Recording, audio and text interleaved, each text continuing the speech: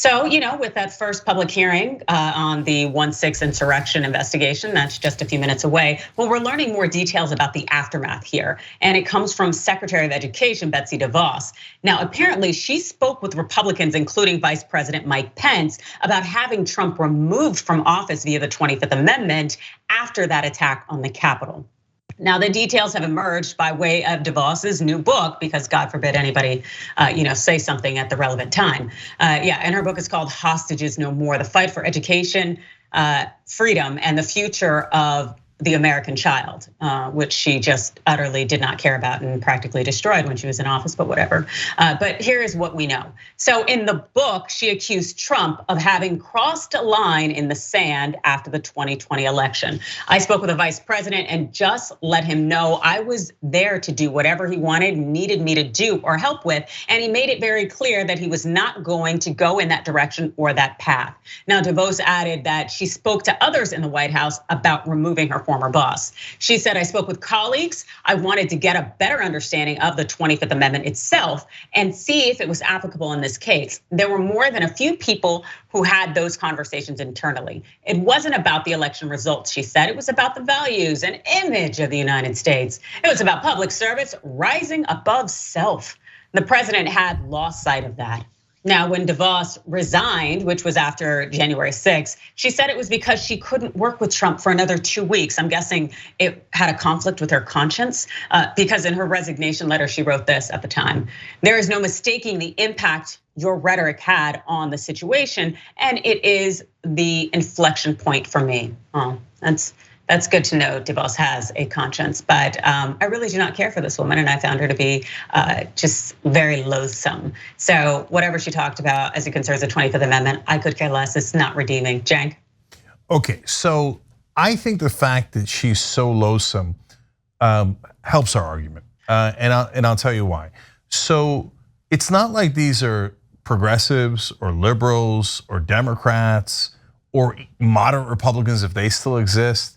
Betsy DeVos, as you can tell from both of our reactions, is one of the worst right-wingers in the country. It has done more to destroy public education than probably anyone in all of America, right? So we can't stand her.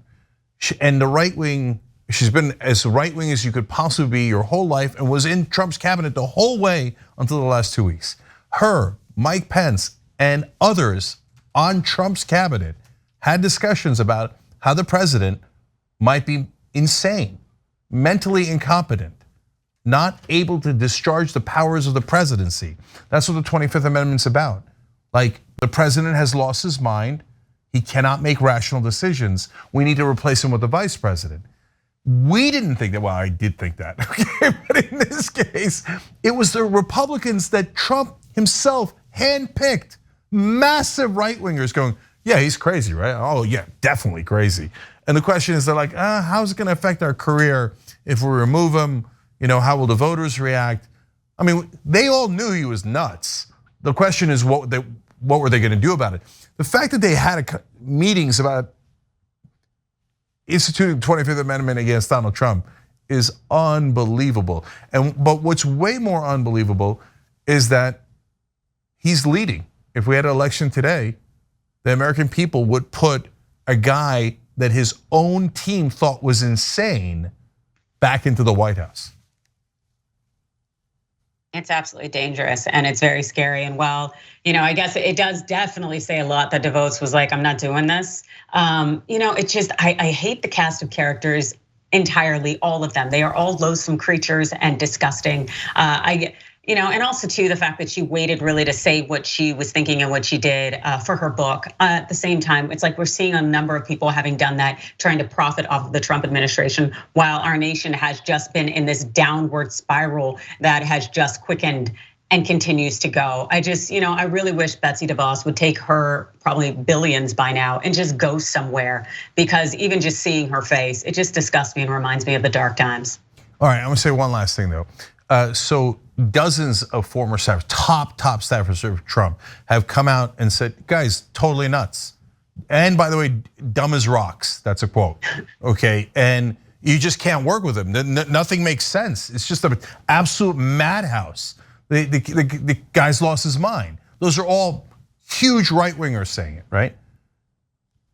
Hillary Clinton lost to him, and right now we held the elections, Joe Biden would lose to him. What does that tell you about the Democratic Party?